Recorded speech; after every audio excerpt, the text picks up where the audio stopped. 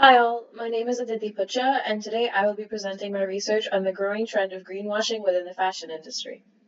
The fashion industry has very evidently become a major point of environmental concern. As companies continue to conceal and deny their part in greenwashing, the industry continuously fails to confront its misguided tactics in order to increase the use of manipulative marketing, all for commercial good. The practice of greenwashing has therefore become a crucial area of discussion as environmentalists as well as consumers grow increasingly aware of the ways in which advertisements cloak the harsh and detrimental reality of many fashion brands. As a consumer, the challenge lies in not getting distracted by the shiny words and cheap prices. This video will therefore focus on the ways in which greenwashing has impacted the fashion industry and specifically study Frank& Oak, a clothing brand well known for its sustainable methods. I will therefore focus on the ways in which the practice of greenwashing gained traction in the fashion industry and focus on its effects on a brand like Frank& Oak. By conducting a short exploration into Frank& Oak, I will also comment upon the validity of the brand's promise of sustainability. The goal of this project is to identify the various factors that make a brand sustainable and compare the inferred sustainability standards to textile and production practices at Frank& Oak. The project will begin with a brief introduction to greenwashing and state the ways in which the industry has adapted to the growing interest in sustainability. The project will then follow on to study Frank and Oak within this lens and deduce whether the prices and promise of sustainable sourcing are in fact valid or purely intended for marketing purposes. This research will discuss a series of key issues present in the fashion industry. By clearly expressing the process of greenwashing, the project will show how the practice is employed to make companies appear more environmentally conscious. Furthermore, by focusing on one sustainable brand alongside a few brands of concern, this project will also highlight the various factors that contribute to the success of a brand and will shed light on whether higher prices always mean better environmental care. The overarching theme of greenwashing explored in this project will play a fundamental role in better understanding the identity of brands like Frank& Oak within the fashion industry and their efforts to modify and improve sourcing practices. This begs the question of whether brands truly disclose their sustainable efforts or whether they crumble under the pressure of consumer demand. When we look at brands that are well known, we oftentimes come across standout words like recycled polyester or more sustainable, which may seem enticing but don't always depict a true promise of conscious fashion. In 2008, Sue Thomas defined greenwashing as the cover up of unpleasant environmental facts or actions. Greenwash refers to a marketing ploy. It is often voiced in a scathing manner by organizations and individuals allied to the environmental movement, especially when describing policy or outcome implemented to divert or to assuage environmentalist critique. This definition, while dated, does express the crux of greenwashing, which simply acts as a marketing ploy that veils a brand's true intentions behind a series of flashy words and promises. Most fashion brands follow these very apparent tactics within greenwashing to promise the consumer of their intentions. Firstly, we often see brands stalling or creating large goals set over long periods of time or offsetting outcomes to later years like 2030 or 2050. Ambitious promises and long time periods often create a false sense of progress and make brands appear as though they are headed in a certain direction without the guarantee of a real outcome. Secondly, brands often appear to run serious conversations about preservation and conscious environmental choices while acting in a completely different manner. Furthermore, the use of vague phrases and unclear intentions leave companies sitting in a gray area of sustainable practice by making a promise of good intentions while not always following through with their efforts. Lastly, we all know it, transparency. Brands are often unable to account for their entire supply chain of a piece of clothing, and this permits them to once again look away from practices that their companies do not fully partake in, such as poor labor rights or unethical material sourcing. So, who are these brands, and in what ways do they comply and partake in these greenwashing techniques? It is important to note, however, that accountability and data collection often comes from information offered by brands, which can sometimes be challenging as transparency can easily be brought into question. For the purposes of this research, I had chosen three well-known brands: H&M, Zara, and Uniqlo. Each brand has been scrutinized for their greenwashing practices in the past years. Since these brands fall under the fast fashion umbrella, they are often caught in situations that prove to be detrimental to the environment and not environmentally conscious. Close to 10 years ago, H&M launched its Conscious collection that claimed to be more sustainable with the use of better materials offered at a slightly higher price range.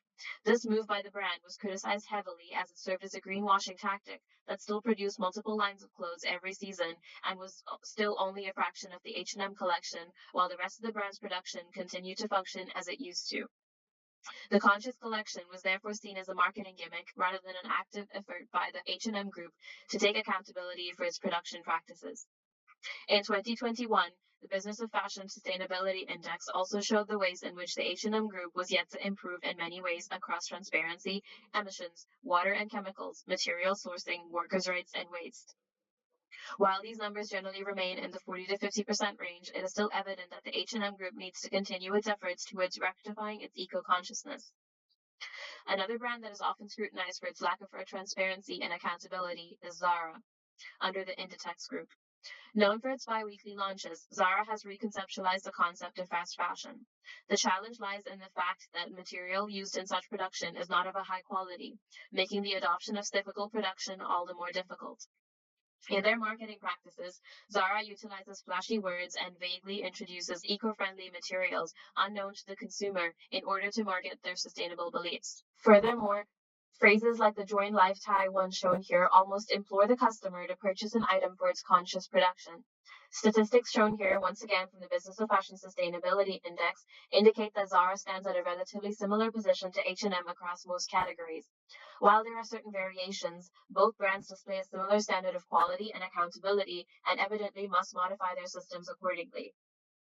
Lastly, we have Uniqlo, a Japanese clothing brand that is known globally for its minimalist and utilitarian fashion trends. In 2021, the brand chose a pre-existing recognizable animated character, Doraemon, as their sustainability ambassador. When asked for comment, the brand claimed that they are yet to create any clothing or merchandise in a sustainable manner promoting the character, clearly showing how the introduction of the sustainability scheme was purely a tactic. Data collected from the 2021 Fashion Transparency Index indicates that Uniqlo has a stronger inclination to work towards declared commitments, but still has more to do in terms of production and accountability. So this brings us to question. What do sustainable and conscious brands do differently, and why? What factors contribute to making a brand sustainable or environmentally conscious? Being B Corp certified, Frank and Oak is a prime example of a brand that has made attempts towards being sustainable. Here we have examples of the brand's marketing tactics that include cyclical material use and encourage fabric reuse. Founded in 2012 in Montreal, Frank and Oak boast a better clothing lifestyle and claims their clothes are completely traceable. For close to 10 years, Frank and Oak has worked towards making their sustainable mark in fashion. In 2017, the brand turned their attention towards sourcing eco-conscious materials with steep aims and goals. In 2018, the brand was able to raise $16 million in a financial deal that would help them improve their online platform and strengthen their traceability practices. Having a B Corp certification gave Frank and Oak the recognition as a sustainable brand. The pandemic posed challenges for the brand and led them to file for bankruptcy. Close to the end of 2020, the Unified Commerce Group acquired the brand and began to set new sustainable goals for the brand. They have since also introduced QR codes on their clothing tags that allow consumers to trace the entire fabrication process of each product. The brand has modified their target audience to a complete lifestyle brand for both men and women. The brand also modified their fabric choices to include hemp, K-pop, C-cell, recycled cotton, nylon, wool, and polyester. Since then, the brand has announced a series of goals for the next few years. 1. They aim to remove virgin polyester from their supply chains by replacing polyester with sustainable alternatives and relying more on recycled polyester. 2. They also aim to remove virgin plastics by replacing packaging with recyclable and or biodegradable material.